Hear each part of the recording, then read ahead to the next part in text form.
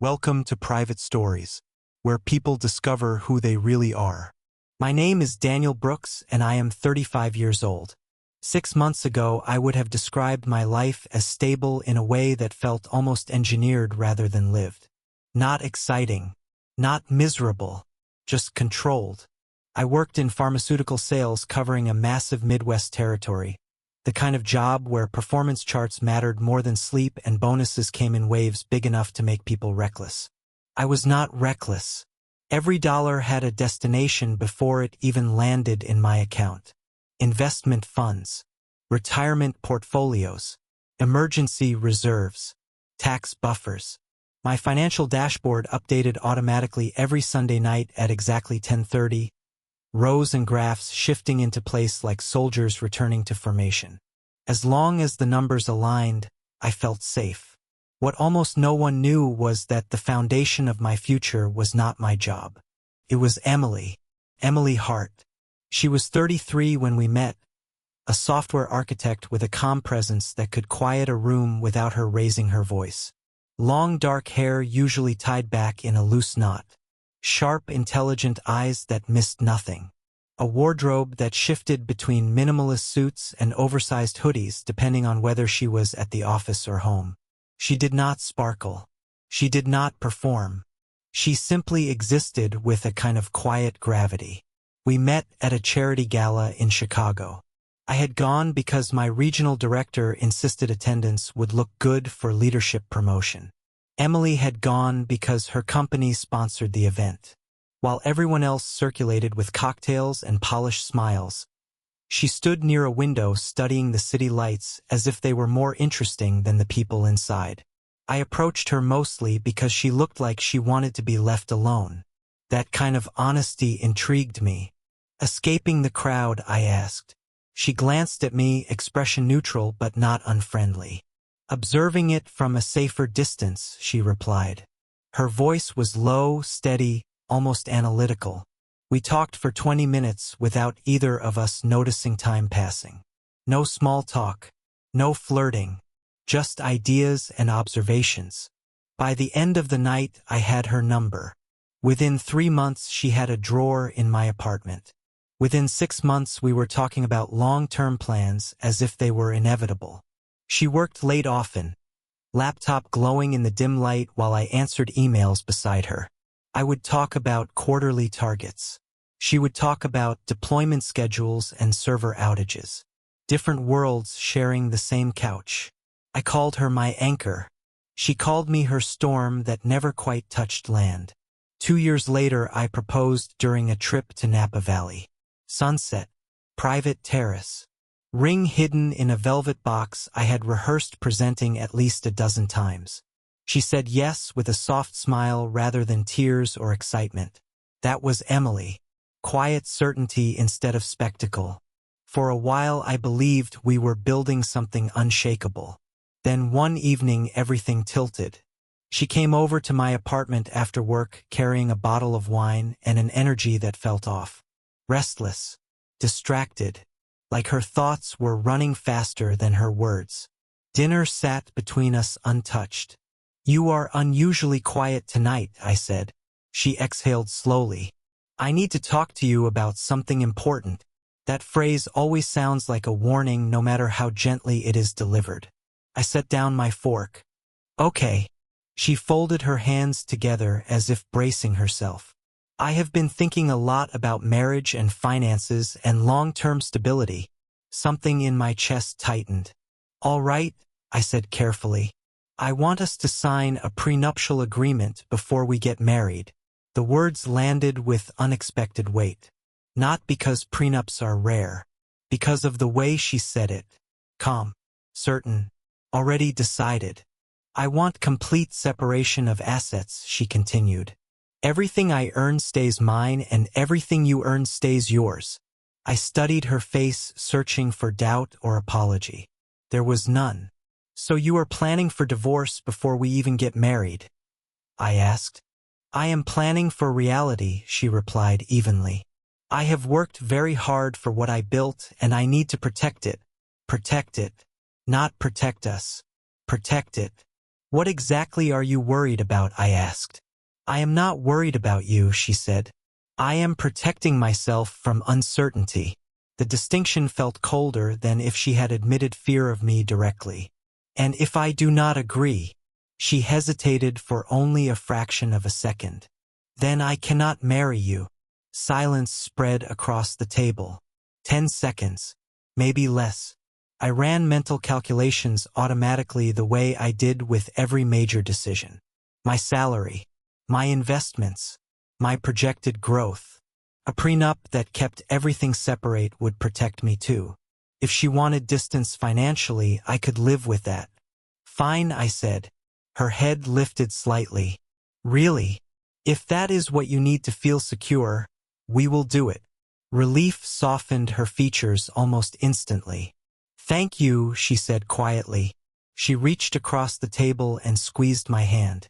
I know this is uncomfortable for some people, but it is important to me. I understand, I replied, and at that moment I believed I did. What I did not realize was how much she was not saying. A week later, her attorney sent the draft agreement. 20 dense pages of legal language that boiled down to one principle. 2 lives running in parallel. Never merging financially. No shared assets. No alimony. No claims on future earnings. A joint account allowed only for basic household expenses. I forwarded it to my own lawyer. He called the next day. This is one of the most comprehensive separations I have seen, he said. Is that a problem? Not legally, he replied, but it suggests she expects to have far more to lose than you do. I dismissed that comment at the time. Emily earned a solid salary but nothing extraordinary. I was the one with high commissions and growth potential. I am fine with it, I told him. If you are sure. I am. There was one addition she requested. Any business or investment created before or during the marriage would remain the sole property of the person who created it. Completely untouchable. My lawyer noted it was unusually strict. I still signed. We met in her attorney's office 3 weeks later. Mahogany table. Soft lighting. Stacks of documents waiting like silent witnesses. Emily wore a charcoal gray suit, hair pulled back, expression composed. She looked less like a bride-to-be and more like an executive finalizing a merger. We initialed every page. Signed at the end. Shook hands with the attorneys. She looked satisfied. I felt proud of myself for being rational. I believed I had proven I was not threatened by her independence. For months later, we were married in a stunning ceremony overlooking Lake Michigan. White roses, string quartet, crystal chandeliers, 200 guests.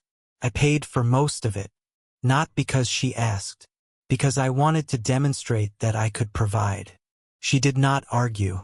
Her money was hers. Mine was mine, exactly as she wanted. During the reception, she moved through the crowd gracefully, greeting people with that calm, intelligent smile. More than once I caught strangers studying her as if trying to understand her. I felt lucky, powerful, chosen. After the honeymoon, we returned to our routine. Same apartment, same schedules, same careful division of expenses. We opened a joint account strictly for rent, utilities, groceries. Everything else remained separate.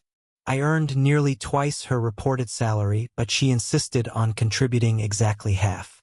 Equal independence, she called it. At the time, I admired that. Now I realize it was a boundary. 2 months later, everything changed. But I did not know that yet. At that point, I still believed I was the one with more to protect. I had no idea how wrong I was. The email arrived on a Tuesday morning while I was reviewing quarterly reports. Emily rarely checked her phone during work hours, so when it vibrated repeatedly on the kitchen counter, she ignored it. I did not. Not out of suspicion. Out of habit. Constant notifications usually meant something urgent. Your phone is having a meltdown. I called toward her office. I will check later, she replied. Calm as always. 3 hours passed. When she finally opened the message, her posture changed almost imperceptibly. Not dramatic, not obvious, but I knew her well enough to notice the subtle tightening in her shoulders. "Everything okay?" I asked. "Yes," she said after a pause. "Just work." She closed the laptop halfway, not fully, as if the screen itself contained something volatile. Over the next few days, her routine shifted. Longer hours. More calls behind closed doors. Legal documents spread across the dining table at night. I assumed it was a major product launch. Emily had always been intense when projects approached critical stages. Then the late-night video meetings started. Voices through the office door. Professional tones. Occasional phrases I could not fully hear. Valuation. Equity structure. Retention agreement. I told myself it was none of my business. Our finances were separate. Our careers were separate. That was the deal. 2 weeks later, she came out of her office looking drained but strangely luminous at the same time. Like someone who had survived something exhausting and won. "Are you free tonight?" she asked. "Sure. I thought we could open that bottle of bourbon your client gave you." Celebratory alcohol was not typical for her. My curiosity sharpened. We sat at the kitchen island. She poured 2 glasses with steady hands. "I finalized a deal today," she said. "What kind of deal?" "My software company was acquired." I blinked. "Your side project?" She nodded. 60% sold to a larger firm. "That sounds big," I said cautiously. "It is." Silence stretched. "How big?" She met my eyes directly. $8 million. The number did not register at first. Then it hit like a physical force. 8 million, I repeated. "Yes." "You are serious?" "Yes." My pulse began to pound in my ears. "You now have $8 million. After taxes, it will be closer to 5, she corrected calmly. And I retained 40% equity. 5 million. More money than I had ever possessed or expected to possess for decades. "You closed this today?" I asked. 2 weeks ago." The room seemed to tilt. 2 weeks ago. "I needed time to process it," she said. "You needed time," I repeated slowly. "You did not think your husband should know immediately." Her expression hardened slightly. "You insisted on complete financial separation," she said. "This does not affect you legally." "Legally. Not emotionally. Not relationally. Legally. This changes everything," I said. "Only if you want it to," she replied. "Our prenup is very clear." I felt heat rising in my chest.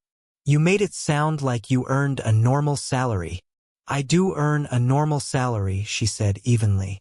"My business income was separate property exactly as the agreement states." "You misled me." "I did not hide anything."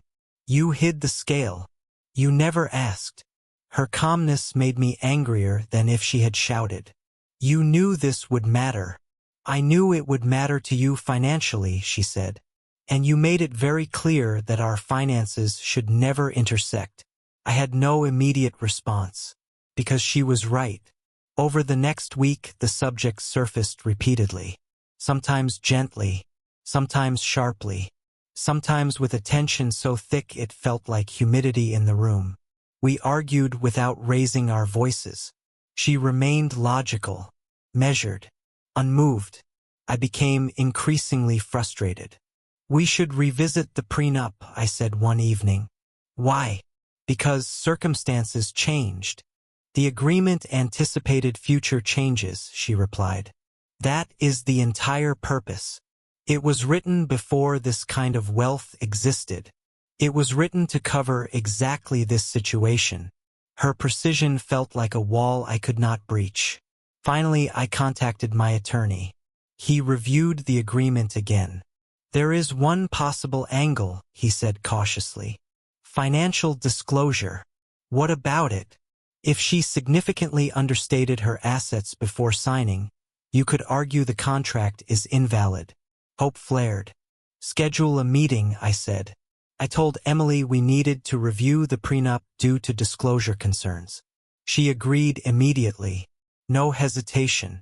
No defensiveness. Just calm acceptance. That should have worried me. 2 weeks later, we walked into her attorney's office. Emily arrived with her lawyer already beside her. I came alone straight from work, still wearing my company badge. The conference room felt colder than necessary. Documents covered the table marked with colored tabs. Her attorney began with formal politeness. Our position is that the agreement may be invalid due to inadequate financial disclosure from Mr. Brooks prior to signing. Mr. Brooks, not Daniel, not husband, just a legal entity. My attorney had not warned me about this angle. I believe you meant Mrs. Brooks, I said. The attorney looked at me steadily. No. Emily's lawyer slid a folder across the table. In preparation for this meeting, we conducted standard due diligence, he said. Emily did not look at me. She kept her gaze on the table. Mr. Brooks, did you disclose the inheritance you received from your father 5 years ago? The air left my lungs. That was before we met, I said. Was it listed in your asset disclosure? Silence. I had not considered it relevant. It sat in an investment account I rarely touched. Answer the question, the attorney said gently. No. He nodded once. Clause 16 of the agreement states that if either party conceals assets, the prenup becomes void. My stomach dropped. Void. Emily finally looked at me. Not angry. Not triumphant. Just tired. If the contract is void, the attorney continued, all marital assets become jointly owned. A pause heavy enough to feel physical. That would include Mrs. Brooks' post-tax acquisition proceeds of approximately $5 million. My heart surged with sudden hope.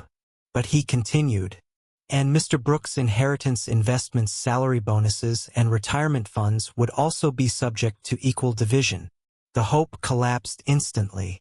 The math assembled itself brutally fast.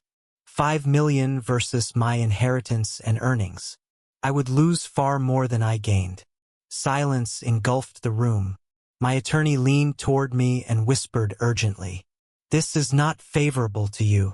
Emily's attorney cleared his throat. "Would you like time to confer privately?" I nodded numbly. We stepped into a smaller office. My attorney spoke bluntly. If the prenup is voided, she walks away with half of everything you have, and you gain relatively little. I was trying to access her money, I said hoarsely, and you may end up giving her yours instead. I closed my eyes. 20 minutes later, we returned to the conference room. I withdraw my request to challenge the agreement, I said. My voice sounded distant even to me. Emily did not react. Her attorney simply nodded. Very well. Meeting concluded. Documents gathered. Chairs pushed back. As we left the room, Emily walked ahead of me. In the parking lot, I caught up to her. You knew about the inheritance, I said. Yes. You could have told me. You could have read the contract you insisted on, she replied quietly. That is not the same thing. It is exactly the same. Her calmness felt final, like a door closing softly but permanently. I stood there watching her drive away. For the first time since we met, I felt like I did not know her at all. The drive home that night felt longer than the actual distance between the law office and our apartment. Traffic moved normally. Streetlights glowed in steady intervals. People crossed intersections laughing or arguing or staring at their phones. The world had not changed. Only mine had. Emily arrived before me. When I stepped inside, she was already sitting on the far end of the couch, posture straight, hands folded in her lap as if waiting for a formal meeting rather than her husband. Her charcoal suit was still perfectly in place. Not a strand of dark hair out of line. You should have told me, I said. No greeting, no pretense, just the accusation. You should have disclosed your inheritance, she replied calmly. Her voice carried no anger. That somehow made it worse. I did not think it mattered. You did not think my business mattered either, she said. I opened my mouth to argue, then stopped. Because that was true. I had never asked for details. Never pressed for numbers. Never considered the possibility that it might eclipse my own success. That is different, I said weakly. Why? Because this changes everything. It only changes what you hoped to gain from the marriage, she said. The words landed like a slap delivered without raising a hand. I did not marry you for money. I did not say you did, she replied. I said you expected to be the one with more to lose. Silence stretched. I sat on the opposite end of the couch, leaving a gulf of empty space between us. The refrigerator hummed. Pipes clicked somewhere in the walls. A car passed outside with bass vibrating through the glass. Ordinary sounds in a suddenly unfamiliar home. I thought we were building a life together, I said quietly. We are living together, she answered. That is what we agreed to. That is not the same thing. No, she said. It is not. She leaned back, eyes closing briefly as if exhausted. When you asked for that prenup, she continued, I understood something important about how you saw me. How did I see you? As a potential threat. I flinched. That is not fair. It is accurate, she said. Her tone remained level, but her fingers tightened slightly against each other. You wanted protection from what I might take from you someday. So I made sure I had the same protection. I did not expect you to have more to protect, I admitted before I could stop myself. Her eyes opened slowly. There it is, she said softly. Not anger, not triumph, just recognition. You assumed you would always be ahead. I had no defense, because I had assumed exactly that. That my career trajectory, my income potential, my financial discipline, would naturally place me in the stronger position. I did not mean it that way, I said. Intent does not change impact, she replied. We did not argue further. There was nothing left to say that would not reopen the same wound. That night we went to bed without touching. Two bodies on the same mattress, separated by a distance that felt larger than the room itself. In the morning we woke at the same time out of habit. She showered first. I made coffee. We exchanged brief logistical comments about groceries and schedules. No mention of the meeting. No mention of the inheritance. No mention of the $5 million hovering invisibly between us. On the surface, everything looked normal. Underneath, something fundamental had cracked. Over the following weeks, our lives settled into a strange mechanical rhythm. We functioned efficiently, politely, almost professionally. Bills were paid. Laundry was done. Meals were prepared. We split every expense exactly down the middle as always. But the warmth was gone. Emily became quieter. Not withdrawn exactly, just more self-contained. She spent longer hours in her office, her laptop screen glowing late into the night. Occasionally, I would catch glimpses of financial models or legal documents reflected in her glasses. Every time I asked about her business, she answered politely but briefly. Yes, things are going well. Yes, the transition is smooth. Yes, I am keeping my equity for now. No elaboration. No excitement. No invitation to share the victory. It felt like speaking to a colleague rather than a spouse. 3 months after the meeting, I realized we had not touched casually in weeks. No absent-minded hand on the shoulder. No shared laughter on the couch. No spontaneous closeness. Just coexistence. One evening, I found her in the kitchen cooking pasta. She wore loose black athletic pants and an oversized hoodie, hair pulled into a messy knot, looking more like the woman I first met than the composed executive from the law office. For a moment, I felt a surge of tenderness. Can I ask you something? I said carefully. She stirred the sauce without turning around. Of course. Are you planning anything long-term? She paused. In what sense? Our future, I clarified. Career moves, relocation, investments. She turned off the stove and faced me. Her gray-blue eyes studied me as if evaluating a complex equation. Do you want the honest answer? Yes. I am trying to determine whether we are married because we choose each other or because we signed a contract. The words knocked the air out of my chest. You are thinking about divorce. I am thinking about what marriage is supposed to feel like, she corrected gently. And this does not feel like it, I said. No. She did not elaborate. She did not need to. I sank into a chair. I do not want to lose you, I admitted. Her expression softened slightly. I do not want to lose us either, she said. But I am not sure what us means anymore. The honesty hurt more than anger would have. Maybe we should try counseling, I suggested. She considered this. Okay, she said finally. Not enthusiastic. Not resistant. Just willing. The first session took place in a quiet office with soft lighting and carefully arranged bookshelves meant to signal wisdom and neutrality. The therapist asked simple questions at first. How long had we been together? What initially attracted us? What strengths did we believe our relationship had? We answered politely. Then she asked a single question that shifted everything. How do you define trust in a relationship? I answered immediately. Trust is knowing the other person will not hurt you. It sounded reasonable, responsible, protective. The therapist nodded and turned to Emily. And for you? Emily looked at me before speaking. Her gaze steady but not hostile. Trust is knowing the other person will not protect themselves from you. Silence filled the room. The therapist's pen stopped mid-motion. My stomach tightened as the meaning sank in. She had not been afraid of losing money.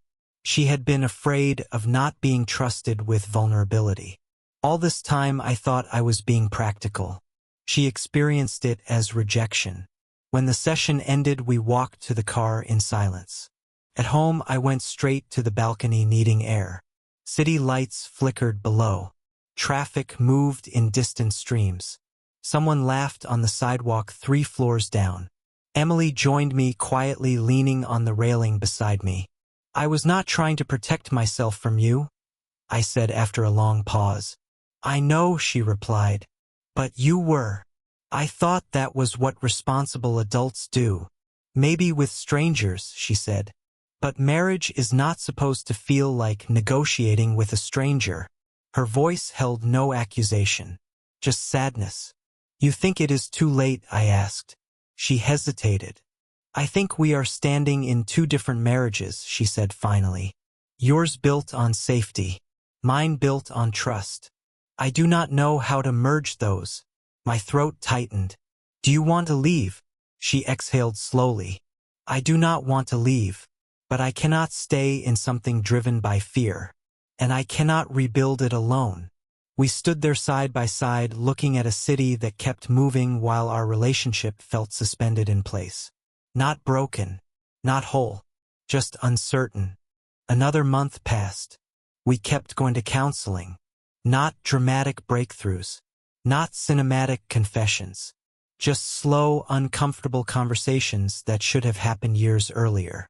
Some sessions felt hopeful. Others felt like digging through debris after an earthquake, uncovering damage that had been hidden beneath polished floors. I learned how often I defaulted to control when I felt uncertain. Emily learned how often she retreated emotionally when she felt unseen. Neither of us enjoyed the process, but neither of us quit. At home, the atmosphere shifted from icy politeness to something quieter and more fragile. Not warm, not cold, cautious, like handling glass that had already cracked once. One evening, she came home carrying takeout instead of cooking. A small gesture, but unusual enough to catch my attention. We sat at the kitchen island eating in comfortable silence for several minutes. Then she spoke. I have been thinking about something. My muscles tensed automatically. Old habits die slowly. About us, she added. Okay. She turned the plastic container slowly between her hands as if aligning her thoughts with the motion. When you asked for the prenup, she said, I told myself it did not matter because I was strong enough to protect myself too. I waited. But what I did not admit, she continued, was that it hurt that you needed protection from me in the first place. The honesty pierced deeper than any accusation could have. I was afraid, I said quietly. Of me. Of losing everything I had worked for. She nodded. I understand that fear. Do you? I asked. Yes, she said. That is why I agreed to it instead of arguing. That had never occurred to me. I assumed her calm acceptance meant indifference, not empathy. I thought you did not care, I admitted. I cared very much, she replied softly. I just did not want to start a marriage by fighting for trust that should have been there already. Her eyes met mine. And when my company sold, she added, I realized I had built the same wall you did. I just hid it better. The truth of that settled between us. Two people both protecting themselves, neither willing to be the first to step into uncertainty. What happens now? I asked. She considered the question for a long moment. I think we decide whether we want a partnership or an arrangement, she said. And if we want a partnership, then we have to risk being unprotected. The idea was terrifying, also strangely liberating. And if we cannot do that, I asked. Then the prenup makes everything simple, she said. No drama, no financial war, just separate paths, exactly as we had designed it, exactly as I had insisted. Weeks passed. Small changes accumulated. We started cooking together again instead of alternating duties. We took walks without discussing logistics. We began sharing thoughts that had nothing to do with money or work. Not a dramatic transformation, just gradual softening. One night we sat on the couch watching an old movie neither of us was actually paying attention to. At some point our hands touched on the cushion between us. Neither of us pulled away. The contact felt tentative at first, then natural, then familiar. It was the first time in months that physical closeness did not feel forced or strategic. Later that night, she rested her head on my shoulder. A simple gesture that carried more weight than any legal document ever could. I missed this, she murmured. So did I. Silence settled around us, not empty but full. Not the silence of avoidance. The silence of presence. Therapy did not magically solve everything. Trust does not regenerate overnight. But we began speaking honestly about fears instead of disguising them as financial prudence. I admitted that I equated money with security because I grew up watching my parents lose everything. She admitted that independence was her armor after years of relying on people who disappeared when things became difficult. Two survival strategies colliding inside a marriage. Understanding did not erase the past, but it changed how we interpreted it. Eventually, the therapist asked us a final question. If you met today without history, without expectations, would you choose each other again? Emily answered first. Yes, she said simply. No hesitation. No qualification. Just yes. When it was my turn, I looked at her. Really looked. At the intelligence in her eyes. The quiet strength in her posture. The vulnerability she had finally allowed me to see. Yes, I said. Because despite everything, despite the fear, the pride, the mistakes, she was still the person I wanted beside me when the world became uncertain. Not because she was safe, because she was real. We left the office holding hands. Not tightly, not desperately, just naturally. The prenup still exists, locked in a drawer exactly as intended. It no longer feels like a weapon or a shield. It feels like a relic from a version of us that did not yet understand what partnership required. Will we last forever? I do not know. No one ever does. But we are no longer drifting in silence. We are choosing each other deliberately instead of assuming the choice was permanent. And if someday we fail, the ending will be clean, fair, exactly what we both signed for. But for now, for the first time since that night at the kitchen table, It feels like we are finally building something together instead of protecting ourselves from losing it. Thank you for watching this video to the end. Visit our channel for interesting and intriguing stories.